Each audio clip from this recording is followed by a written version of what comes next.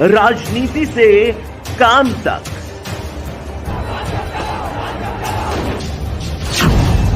अपराध से अंजाम तक, खेत से खलिहान तक, खिलाड़ी से मैदान तक, आईफा की धमाकेदार रात, सितारों से आसमान तक, अब हर खबर पर होगी हमारी नजर। पल पल बदलती देश और दुनिया की हर खबर पाइए सीधा अपने मोबाइल पर। उत्तर प्रदेश में सीएम योगी आदित्यनाथ का बड़ा ऐलान। सरकार UP national family benefit scheme के तहत दे रही 30,000 रुपए की आर्थिक सहायता। जानिए क्या है पात्रता, कैसे करें अप्लाई। दरअसल बता दें कि उत्तर प्रदेश में गरीब परिवारों के लिए यूपी सरकार कई स्कीमें चलाती है। एक ऐसी ही योजना यूपी राष्ट्रीय पारिवारिक लाभ योजना यानी नेशनल फैमिली बेनिफिट स्कीम है। इस योजना के तहत आर्थिक रूप से कमजोर परिवारों को आर्थिक सहायता दी जा रही है। अगर किसी परिवार का कमाने वाला सदस्य असमय चल बसता है तो वह परिवार इस योजना का लाभ ले सकता है। यूपीएमएसपी यूपी बोर्ड परीक्षा का परिणाम घोषित करने को चुनाव आयोग से मांगी अनुमति।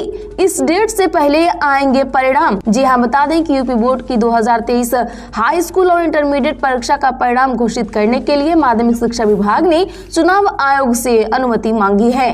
अपर मुख्य सचिव माध्यमिक शिक्षा दीपक कुमार ने राज्य निर्वाचन आयुक्त को पत्र लिखकर अनुमति मांगी है। आपको बता दें तो निकाय चुनाव के लिए प्रदेश में 9 अप्रैल को आचार संहिता लागू हुई थी, जो 13 मई को चुनाव परिणाम घोषित होने तक जारी रहेगी। वैसे तो बोर्ड परीक्षा का परीक्षाफल घोषित करना निकाय चुनाव की आचार संहिता के दायरे में नहीं आता, लेकिन किसी प्रकार की विधिक अड़चन से बचने के लिए निर्वाचन आयुक्त से अनुमति मांगी गई है। बोर्ड ने 27 अप्रैल से पहले 10वीं और 12वीं के 58 लाख से अधिक छात्र छात्राओं का परिणाम घोषित करने की तैयारी है।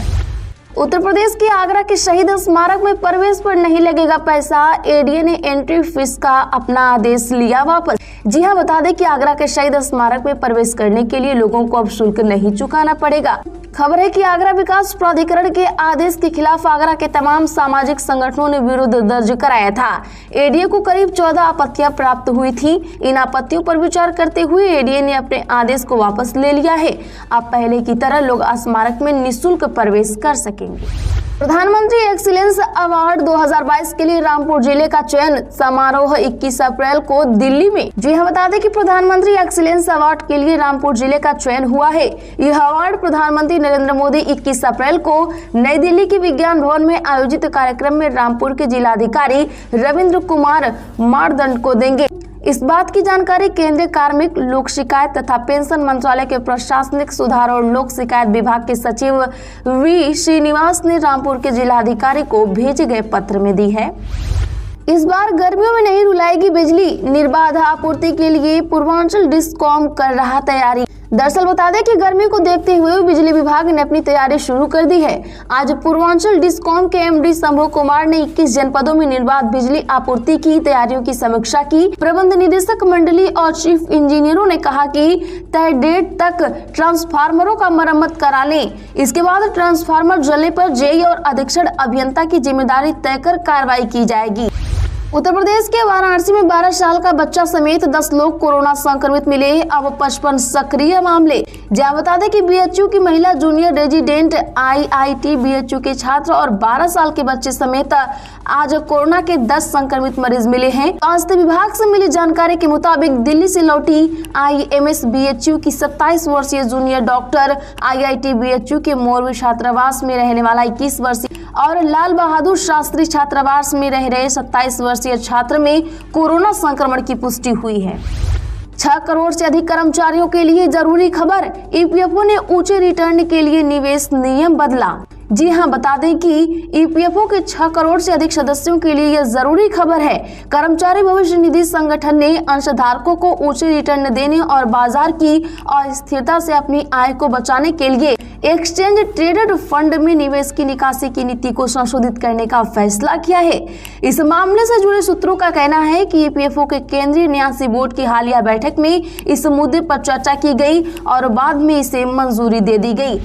सुप्रीम कोर्ट का केंद्र को निर्देश, बाल विवाह निषेध अधिनियम को लागू करने के लिए उठाए गए कदमों की दाखिल करें स्टेटस रिपोर्ट। जी हां, बता दें कि सुप्रीम कोर्ट ने महिला एवं बाल विकास मंत्रालय को बाल विवाह निषेध अधिनियम 2006 के प्रावधानों को लागू करने के लिए केंद्र सरकार द्वारा उठाए गए कदमों के बारे में स्टेटस रिपोर्ट दाखिल करने का निर्देश दिया। सुप्रीम कोर्ट ने एक जनहित याचिका पर सुनवाई करते हुए यह टिप्पणी की। प्रधान न्यायाधीश DY Chandrachud, justice PS Narasimha और जस्टिस जेबी पारदीवाला की पीठ ने केंद्र सरकार को निर्देश दिया है कि वह इस मुद्दे पर विभिन्न राज्यों से आंकड़े जुटाएं और उसके समक्ष एक रिपोर्ट दाखिल करें। सीमा सुरक्षा बल में निकासी 247 हेड कांस्टेबल की भर्ती। जी हां, बता दें कि बीएसएफ हेड कांस्टेबल भर्ती के मौकों का इंतजार कर रहे उम्मीदवारों के लिए बड़ी खबर। सीमा सुरक्षा बल में हेड कांस्टेबल, रेडियो ऑपरेटर और हेड कांस्टेबल रेडियो मैकेनिक के कुल 247 पदों पर भर्ती की अधिसूचना जारी की गई है। सूचना के मुताबिक हेड कांस्टेबल रेडियो ऑपरेटर के 217 पदों और हेड कांस्टेबल रेडियो मैकेनिक के 30 पदों पर भर्ती की जानी है। इस भर्ती के लिए पुरुष उम्मीदवारों के साथ महिला उम्मीदवार भी आवेदन कर सकती हैं। इच्छुक एवं योग्य उम्मीदवार बीएसएफ के आधिकारिक भर्ती पोर्टल rectt.bsf.gov.in पर उपलब्ध कराए जाने वाले ऑनलाइन एप्लीकेशन फॉर्म के माध्यम से आवेदन कर पाएंगे। 12 मई तक अपना एप्लीकेशन सबमिट कर सकेंगे। यूपी सरकार की इस योजना के तहत युवा शुरू कर सकते हैं स्वरोजगार, मिल रहा बड़ा फायदा। जी हां, बता दें कि ऐसे युवा जो स्वरोजगार की तलाश में हैं, वो उत्तर प्रदेश सरकार की ओर से चलाई जा रही मुख्यमंत्री युवा स्वरोजगार योजना के तहत लोन आवेदन कर सकते हैं। इसके लिए युवाओं को आवश्यक दस्तावेजों के साथ ऑनलाइन आवेदन करना होगा। इस संबंध में आधिकारिक जानकारी के लिए जिला उद्योग प्रोत्साहन तथा उद्यमिता विकास केंद्र में संपर्क आप कर सकते हैं। वहीं आपको बता दें तो मुख्यमंत्री युवा रोजगार योजना के तहत लोन आवेदन मांगे जा रहे हैं। इस योजना के तहत 18 वर्ष से 40 वर्ष की आयु वर्ग के लोग आवेदन कर सकते हैं। इसके तहत हाई स्कूल पास युवाओं को स्वरोजगार शुरू करने के लिए उद्योग क्षेत्र में अधिकतम 25 लाख रुपए, तो वहीं सर्विस के क्षेत्र में अधिकतम 10 लाख रुपए तक का लोन प्रदान किया जा रहा है।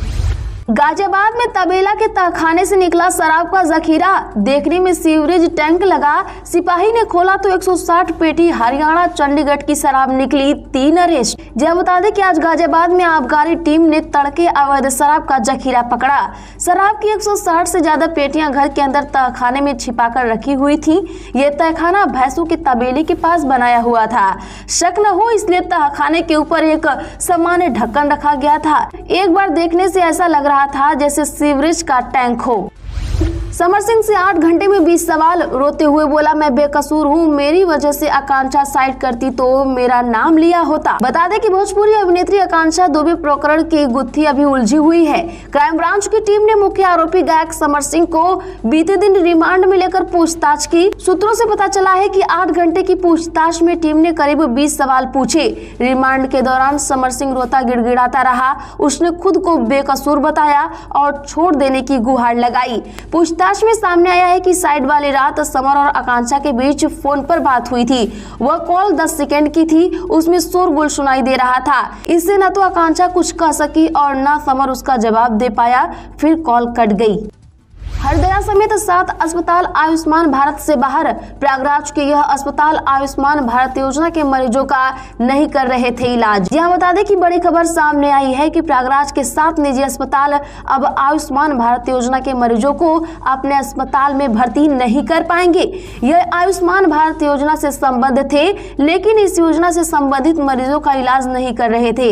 इसमें शहर के महाराणा प्रताप चौराहा स्थित श्वास रोग विशेषज्ञ डॉक्टर आशीष टंडन का हरदया सुपर स्पेशलिटी सेंटर भी शामिल है। साथ ही प्रीति नर्सिंग होम का भी नाम शामिल है। इसके अलावा प्रीति nursing home, Guru Gobind Singh hospital, Madnani hospital, Geeta hospital, Vaishnavi hospital शामिल है।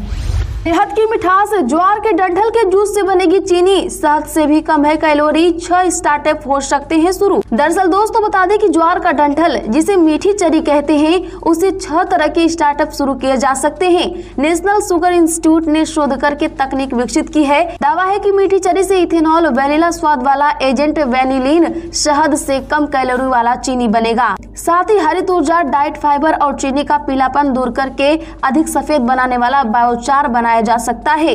NSI के निदेशक प्रोफेसर नरेंद्र मोहन ने बताया कि इन सभी शोध तकनीक को पेटेंट कराने की प्रक्रिया शुरू कर दी गई है। लखनऊ रीजन की 1000 बसों का संचालन ठप, ड्राइवर हड़ताल पर, AC बसों के 2000 टिकट कैंसिल, गोरखपुर, झांसी, मेरठ समेत कई रूट प्रभावित। जहाँ बता दें कि लखनऊ रोडवेज रीजन के ड्राइवर कर्मचारी हड़ताल पर हैं। इससे रीजन की 1000 बसों का संचालन ठप है। AC बसों के करीब 2000 से ज्यादा टिकट कैंसिल हुए हैं। रोडवेज कर्मचारी लखनऊ में क्षेत्रीय प्रबंधक को हटाने समेत 12 सूत्रीय मांगों पर अड़े हैं। हड़ताल से लखनऊ से दिल्ली, गोरखपुर, बहराइच, सहारनपुर, मेरठ समेत तकरीबन सभी रूट पर संचालन थम गया है। वहीं दूसरे जिलों से आने वाली बसों का संचालन सामान्य है। हालांकि संख्या कम होने के चलते बसों में काफी भीड़ चल रही है।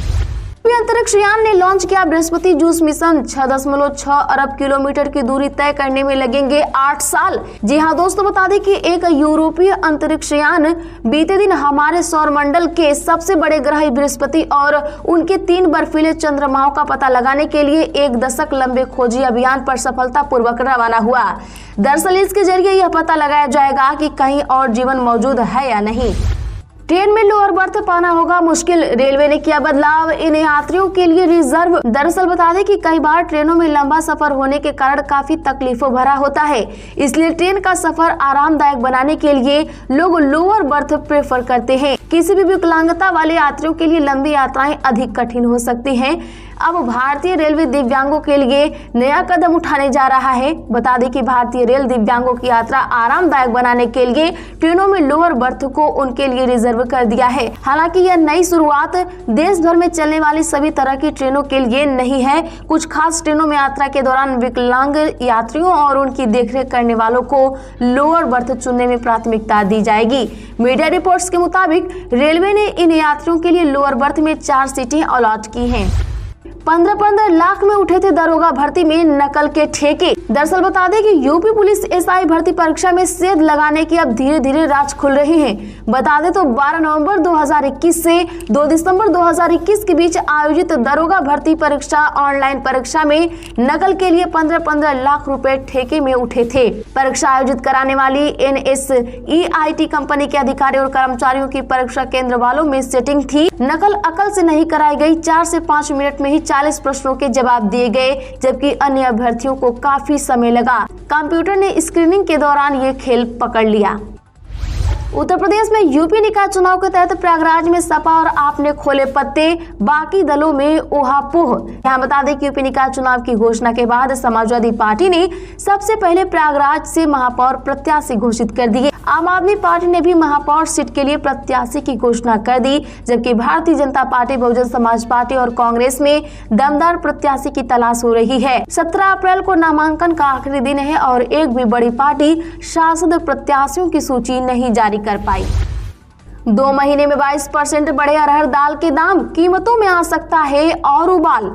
जहां बता दें कि तूर या अरहर दाल की कीमतों में मार्च 2023 तिमाही में तेज उछाल आया है। घरेलू सप्लाई घटने की वजह से अरहर दाल की कीमतों में और उछाल देखने को मिल सकता है। दरअसल अक्टूबर में हुई बेमौसम बारिश और किसानों के सोयाबीन, कपास जैसी फसलों की तरफ रुख करने की वजह से प्रोडक्शन 20 से 30% घट सकता है। सेंट्रल पूल में पर्याप्त स्टॉक न होने की वजह से चिंता और बढ़ गई है। इंडस्ट्री ऑफिशियल्स का कहना है कि पिछले 3 महीने में अरहर दाल की कीमत में 22% का उछाल आया है। वहीं पिछले 1 साल में अरहर दाल के दाम 32% से ज्यादा बढ़ गए हैं।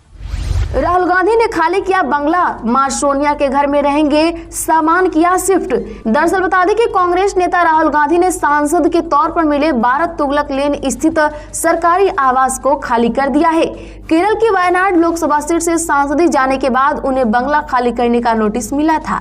इसके लिए उन्हें 22 अप्रैल तक तारीख दी गई थी, लेकिन राहुल गांधी ने पहले ही उसे छोड़ दिया है। खबर है कि राहुल गांधी के घर का सामान यूपीए की चेयरपर्सन सोनिया गांधी के आवास पर शिफ्ट किया गया है। स्वास्थ्य विभाग संग प्रशासन भी हुआ अलर्ट, कोविड हेल्पलाइन नंबर जारी।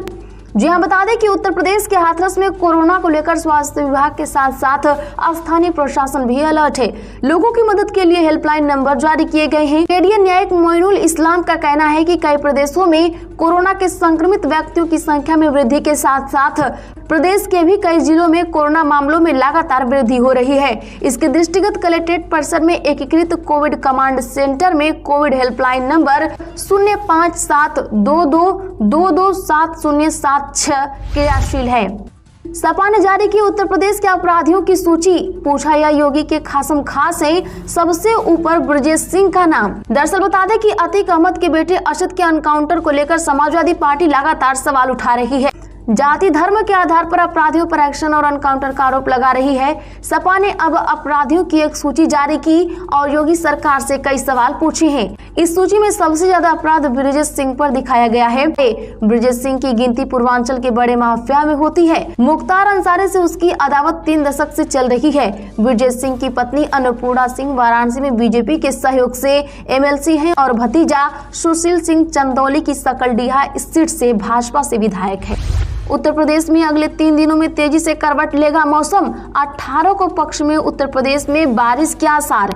जी हां दोस्तों, बता दें कि तेज हवाओं के साथ पारे में उठापटक जारी है। अब मौसम विभाग ने 18 और 19 अप्रैल को उत्तर प्रदेश के पश्चिमी जिलों में छिटपुट बारिश के आसार जताए हैं। आंतरिक मौसम विज्ञान केंद्र के वरिष्ठ वैज्ञानिक दानिश के अनुसार 17 अप्रैल से एक नया पश्चिमी विक्षोभ सक्रिय हो रहा है। इसके चलते पहाड़ से चलकर आने वाली हवा से पश्चिमी उत्तर प्रदेश के कई जिलों में छिटपुट बारिश की संभावना है। हालांकि अन्य सभी जिलों में मौसम शुष्क रहेगा, तापमान में भी बढ़ोतरी जारी रहेगी। इसी के साथ उत्तर प्रदेश की आज राजनीति की धार हो या खेल की रफ्तार, गांव की चौपाल हो या शहरों का धमाल, आप तक पहुंचेगी हर एक खबर सबसे